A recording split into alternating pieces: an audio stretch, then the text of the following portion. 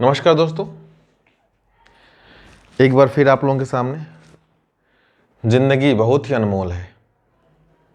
इसको जीने के लिए हम कुछ राह का यूज़ करते हैं। अगर हमारा राह सही हो तो हम ऊंची ऊंची मुकाम पर पहुंच जाते हैं, और थोड़ी सी राह में हम भटक गए तो पता चलता है कि ना इधर के हुए ना उधर के हुए।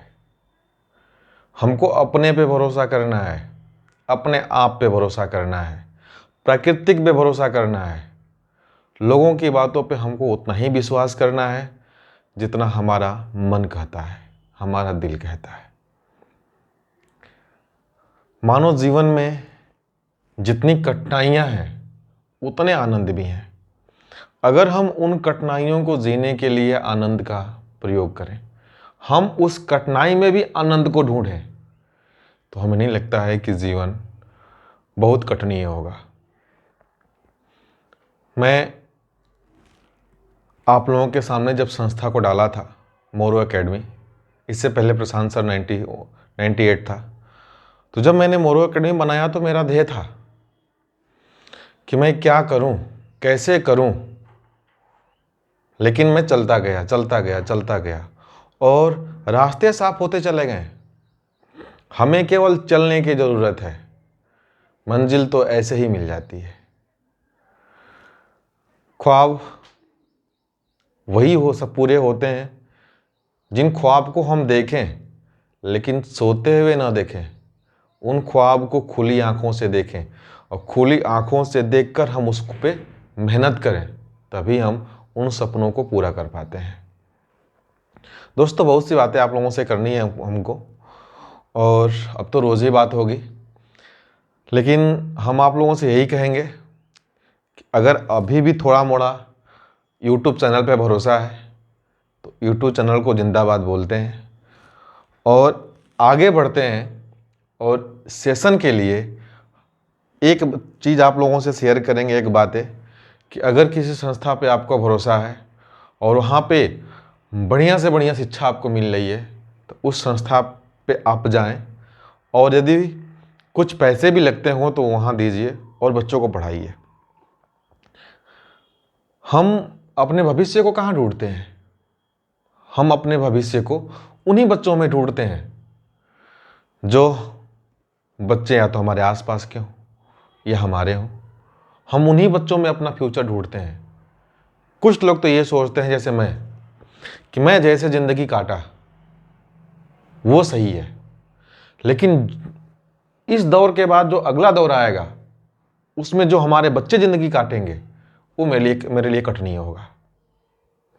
इसलिए कि हर माता पिता यही सोचता है कि अपने बच्चों की हर मनोकामना पूरा करें। उस मनोकामना को पूरा करने के लिए हमें लगता है कि एक ऐसे परिवेश की आवश्यकता है, एक ऐसे क्षेत्र की आवश्यकता है जिस क्षेत्र से हमें बहुत कुछ प्राप्त हो।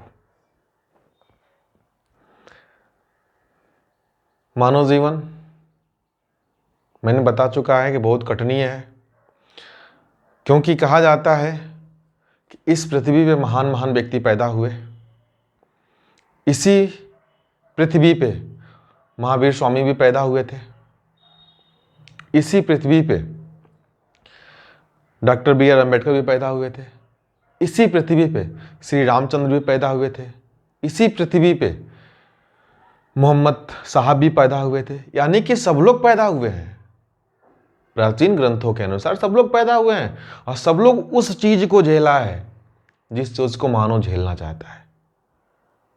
जैसे हम बात कर लें, एक शब्दों में आपसे कहें हम, तो जिस प्रकार से बी आर अम्बेडकर ने संविधान को लिखने के लिए निम्न क्षेत्र में गए, वहां से वो मटेरियल लाए, यानी कि हमारे लिए, हमारे समाज के लिए, हमारे लोगों के लिए, भारत के देशवासियों के लिए उन्होंने इतना कठिन परिश्रम किया। हमने उनको क्या दिया? हमने उनको क्या दिया? कुछ नहीं दिया, लेकिन वो हमको हमारा जीवन दे दिए। श्री रामचंद्र की बात करें, वो भी पैदा हुए, शिक्षा दीक्षा के बाद उनको भी कठिन 14 वर्ष का वनवास झेलना पड़ा। वो भी एक ऐसे क्षेत्र में झेलते थे जहां पे न खाने की सुविधा थी, न पीने की सुविधा थी। कहने के तो भगवान थे, लेकिन वो अपने शक्तियों का यूज नहीं कर सकते थे, इसी प्रकार मानव होता है। कहने का तो उसके पास सब कुछ है लेकिन कुछ भी नहीं होता है।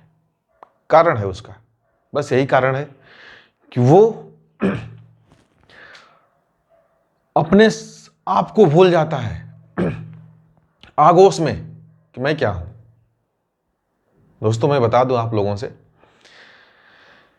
कि किसी भी पीढ़ी को पाना, अगली पीढ़ी को पाना, मतलब कि लोग कहते हैं कि अगर हमको या हमारे परिवार में कोई ऐसा प्राणी नहीं है जो आगे कुछ किया हो, तो लोग कहते हैं कि अगर ये कुछ कर ली तो हम गंगा नहा लेंगे।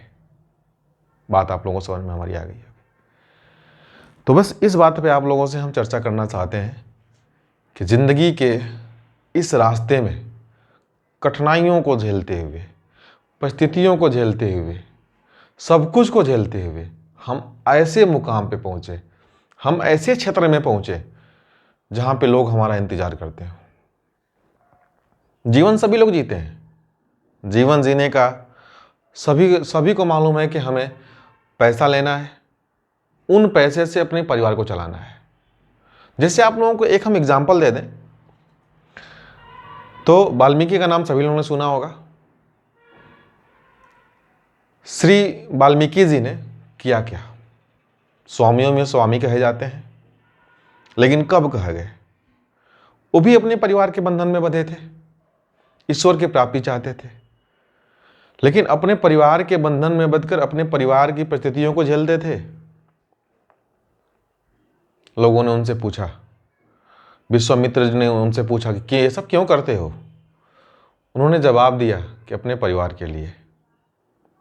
विश्वामित्र ने पूछा कि क्या जिस परिवार के लिए तुम ये सब करते हो वो तुम्हारा परिवार इस पाप में भागीदारी है? बोला कि एकदम। लेकिन नहीं, विश्वामित्र ने कहा कि आप जाओ और अपने परिवार से पूछ के आओ। विश्वामित्र पहुंचे, वाल्मीकि जी पहुंचे अपने परिवार के पास, पूछे, किसी ने, सबने जवाब दिया कि आपका ये धर्म है, आपका ये कर्म है। तो दोस्तों, बस एक बात आप लोगों से हम कहेंगे कि हमें भी अगर ऊंचाई छूनी है तो अपने कर्म को इतना बड़ा करना है, इतना बड़ा करना है कि हम जहाँ पहुँचें लोगों की भीड़ लग जाए हमें देखने के लिए। एक अच्छे मन से पहुँचे, एक अच्छे विचार से पहुँचे। तो इन्हीं सभी बातों के साथ मैं सेशन को शुरू करूँगा।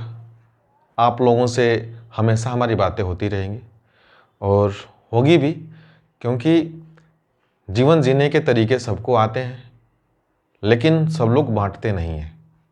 मैंने उस क्षेत्र को झेला है, उस परिस्थिति को झेला है जिस परिस्थिति में लोग या तो अपनी पढ़ाई छोड़ देते हैं या तो अपने आप को भूल जाते हैं। ठीक है दोस्तों, नमस्कार।